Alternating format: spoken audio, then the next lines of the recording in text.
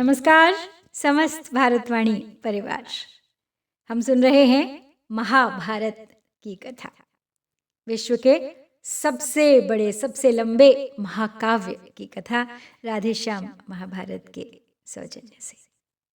भीष्म पराक्रम के अध्याय में हमने पिछली बार देखा था कि अम्बा भीष्म से प्रतिशोध लेने के लिए हर प्रयत्न करती हैं। वो जाती हैं परशुराम के पास, वो जाती हैं भगवान शंकर के पास और अपने तप से वो शिव से एक वचन भी प्राप्त करती हैं कि वो भीष्म के वध का कारण बनेगी, संग्राम भूमि में शिखंडी होकर। तो ये कथा आगे फिर आएगी जब युद्ध का समय आएगा। तो इस तरफ भीष्म भी विचित्र वीर का विवाह कर अंबिका और अंबालिका से एक कुटिया में रहकर अपना जीवन बिता रहे हैं। एक आश्रम बनवाया है उन्होंने जहाँ पे वो एक सेवक संगठन तैयार कर रहे हैं। सिंहासन के प्रति समर्पित तो हैं ही, लेकिन अपने देश अपने भारत के प्रति भी उनका समर्पण कम नहीं था। सोच रहे थे कि किस प्रकार से भारत सदा स्वाधीन रह सके, क्या किया जाए। तो खूब मंथन किया उन्होंने हृदय से और 3 तत्व उनकी समझ में आए। सबसे पहला तो बल, दूसरा आत्मज्ञान और तीसरा कि एक सच्चा सेवक संगठन होना चाहिए। शायद यही सेवक संगठन ही है वर्तमान सैन्य बल का आधार। तो उन्होंने बहुत बड़ी सेना का एक तरह से संगठन किया जिसे सेवक संगठन का नाम दिया, जहाँ उनके आश्रम में सैकड़ों बालक बालिकाएं रहकर सीखा करते थे। कोई जाति भेद नहीं था, सुखमय जीवन का आचरण करते थे। सूर्य की तरह से भीष्म उन पर सदा दृष्टि रखते थे। शस्त्र चलाना, तैरना, कुश्ती, व्यायाम, शास्त्र ज्ञान, आत्मीय ज्ञान, राष्ट्र धर्म, देशानुराग, आध्यात्मिक धर्म, क्या कुछ नहीं सिखाया जाता था वहाँ उनको उनके उस आश्रम में।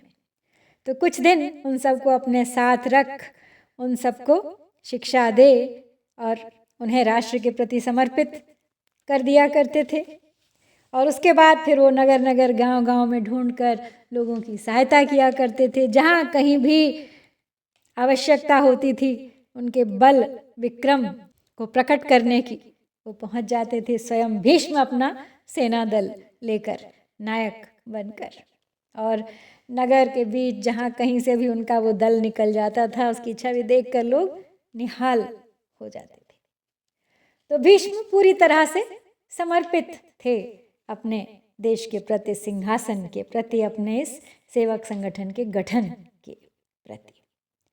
लेकिन इधर माता सत्यवती बड़ी चिंतित थी, क्योंकि भीष्म ने महल में आना जाना ही लगभग छोड़ सा दिया था। तो चलिए प्रारंभ करते हैं। कर डाला जब भीष्म ने सेवा संग तैयार, उसी समय उन पर पड़ा और नया एक भार।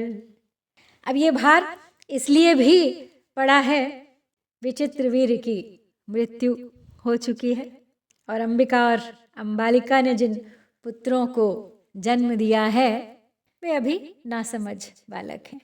तो राज को शायद भीष्म की आवश्यकता है। आश्रम से उनको एक दिवस बुलवाया सत्यवती माँ ने, अपने मन का संताप उन्हें बतलाया सत्यवती माँ ने।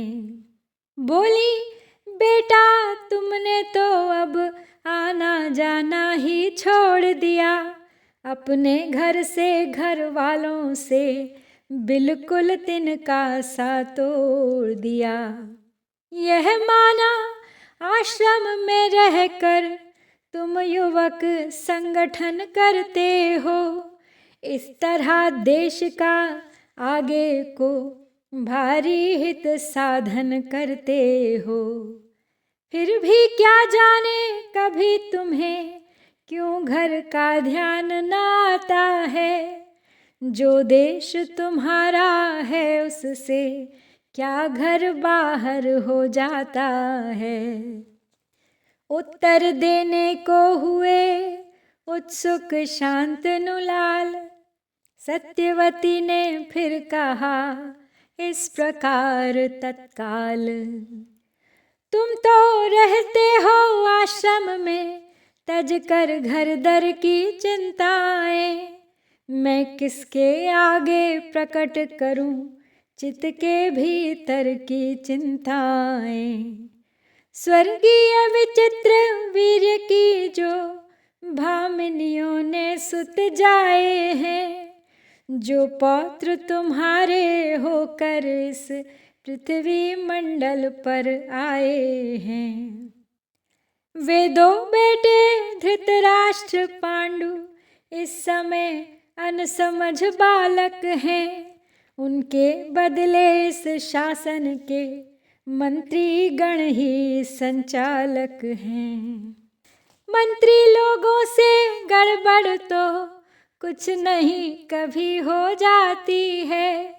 इस आशंका से पुत्र मुझे रातों को नींद न आती है। यह भरत वंश का सिंहासन राजा से सुना पा करके, चिंता न कोई पैदा कर दे विप्लव की लहर उठा करके। इस कारण बेटे माता का आग्रह यह अंगीकार करो, अपने सिर धर कर राज मुकुट राजा होना स्वीकार करो। माता ने जब प्रकट यूं किया हृदय का भाव, उत्तर में गंगा तनय बोले सरल स्वभाव। माता प्रस्ताव आपका यह यद्यपि सुंदर समयोचित है, इसमें भी कुछ संदेह नहीं, विधि वेद विहित धर्मोचित है।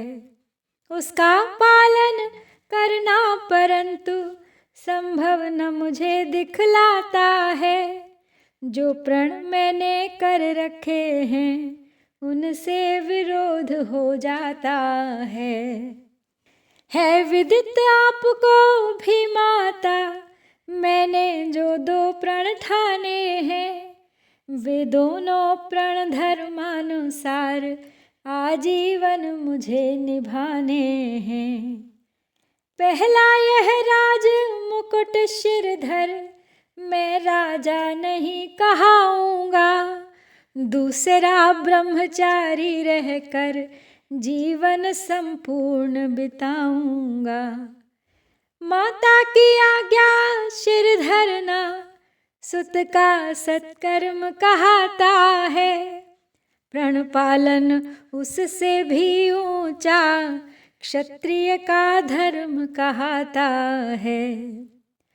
भंगी के यहाँ बिके जाकर प्रण पर श्री हरिश्चंद्र राजा, आदर्श धर्म का छोड़ गए घर घर श्री हरिश्चंद्र राजा।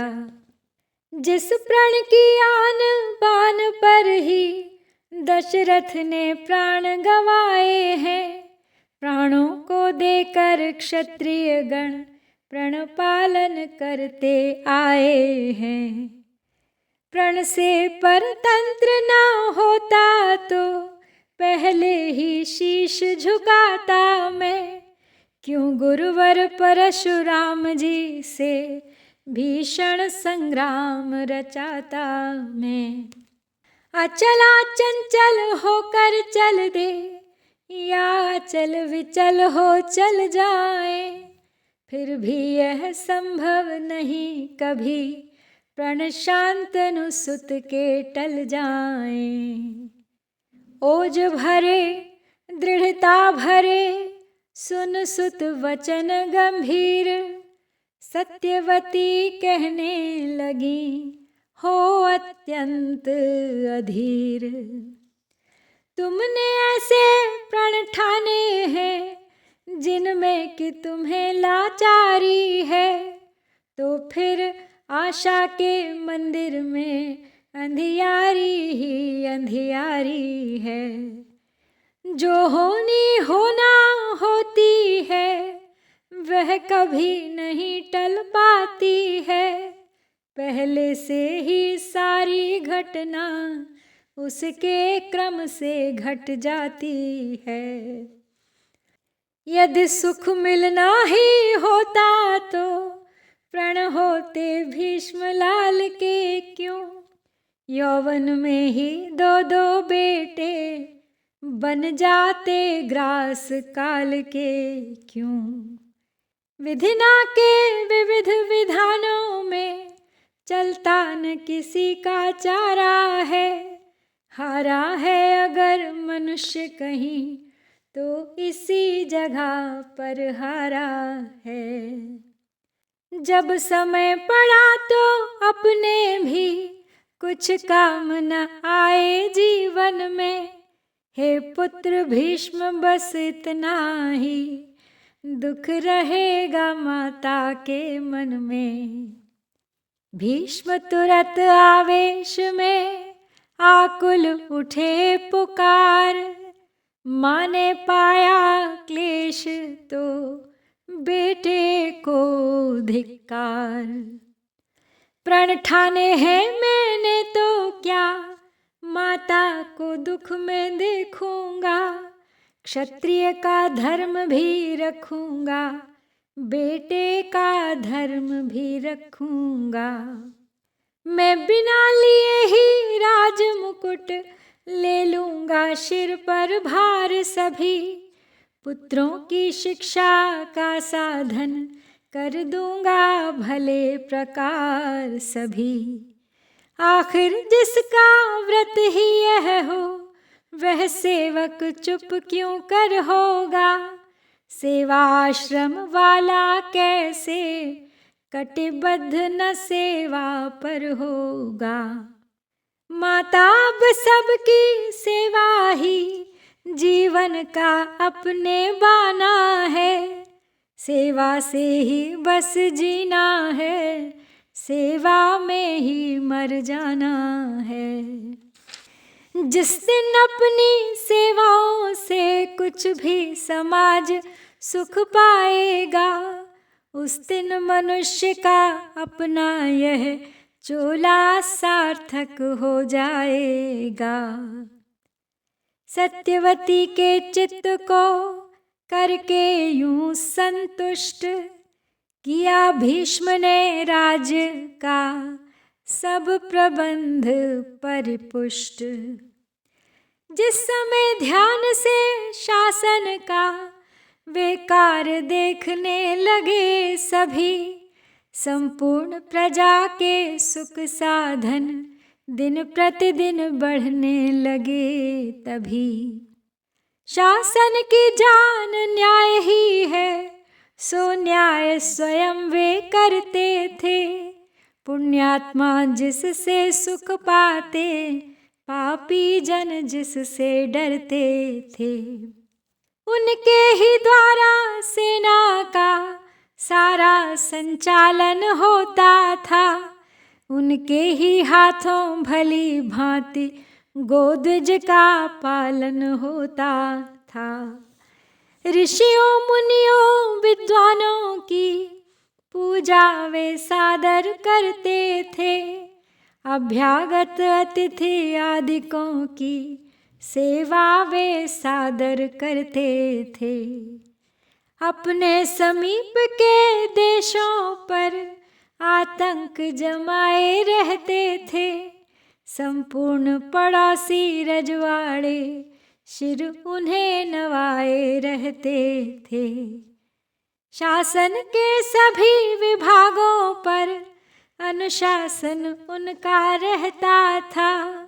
करते थे कार्य कर्मचारी संचालन उनका रहता था। सारांश की सर्वे सर्वा थे सबके वे भाग्य विधाता थे। राजाओं के भी राजा थे ऐसे बेताज के राजा थे। यद्यपि सिर पर राज्य का था सब भार विशाल। सेवाश्रम का रहा फिर भी उन्हें ख्याल। इस आश्रम को वे यथा पूर्व अब भी विधि सहित चलाते थे। बालक धृतराष्ट्र पांडु को भी नित रख कर वहीं सिखाते थे। राजा के बेटे जनता के बेटों के संग में रहते थे। जिस ढंग में सारे बालक थे यह भी उस ढंग से रहते थे। जो सबसे था वह उनसे भी बरतावा रखा जाता था। जिससे ऊंचे कुल का उनमें अभिमान न आने पाता था। फिर विदुर नाम का बालक भी रहता था उनके साथ वहीं। वह दासी पुत्र कहा कर भी पढ़ता था उनके हाथ वहीं। बचपन से की उन्नति उसने सब में रह कर दिन रात वहाँ। उस होनहार प्रिय बिरवे के छुप सके न चिकने पात वहाँ। धृतराष्ट्र पांडु के साथ साथ वह भी महलों में जाता था। बस इसीलिए वह विज्ञ विदुर भाई उनका कहलाता था। भारत में अब है कहाँ ऐसी सुंदर नीति, रही नहीं वैसी यहाँ आज प्रीत की रीति। इन दिनों देश में दासी का बेटा निंदित कहलाता है। भाई कैसा वह दुनिया में अति नीचा समझा जाता है। ऊंचे कुल वालों से उसका संबंध नहीं कुछ रहता है। दुख सुख जो उस पर पड़ते हैं वह उन्हें अकेला सहता है। इस भेद भावना के कारण टुकड़ों में जाति बट रही है। पहले जो शक्ति मेल की थी वह दिन दिन आज घट रही है धर्म एक विश्वास एक पर मत न एक दिखलाती है। दुख है यह हिंदू जाति आज नीचे को गिरती जाती है। जो पहले कभी हो गया था अब है वह अभ्युत्थान नहीं। वह आन नहीं वह बान नहीं, वह शान नहीं वह मान नहीं। संरक्षण में भीष्म के दोनों राजकुमार विदुर सहित कुछ काल में सब विधि हुए तैयार। धृतराष्ट्र कुंवर में मल्ल युद्ध करने की आई निपुणाई और सुघर पांडु को प्राप्त हुई धनवा धारण की चतुराई। अब रहे विदुर सोत्तम वे ज्ञानी गुण गौरववान हुए। व्यवहार नीति की बातों में पूरे पंडित विद्वान हुए।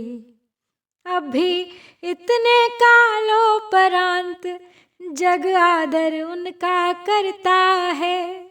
उनकी वाणी को विदुर नीति कहकर सादर सिर धरता है। सारांश हुए धृतराष्ट्र मल्ल और पांडु धनुर्धर कहलाए और विदुर नीति के पंडित हो सब लोगों के मन को भाए। बढ़ा भीष्म के चित्त में अभिनव अब उत्साह, सोचा कर डाले तुरत अब तीनों का ब्याह। तो तीनों का ब्याह करने का समय आ गया है। लेकिन उससे पहले मुझे ये प्रतीत हो रहा है कि धृतराष्ट्र, पांडु और विदुर के जन्म की जो कथा हमने सदा से सुनी है, यहाँ पर उस कथा का वर्णन नहीं है। तो इससे पहले कि उनका ब्याह हो, पहले उनके जन्म की कथा को अलग से जान लेते हैं।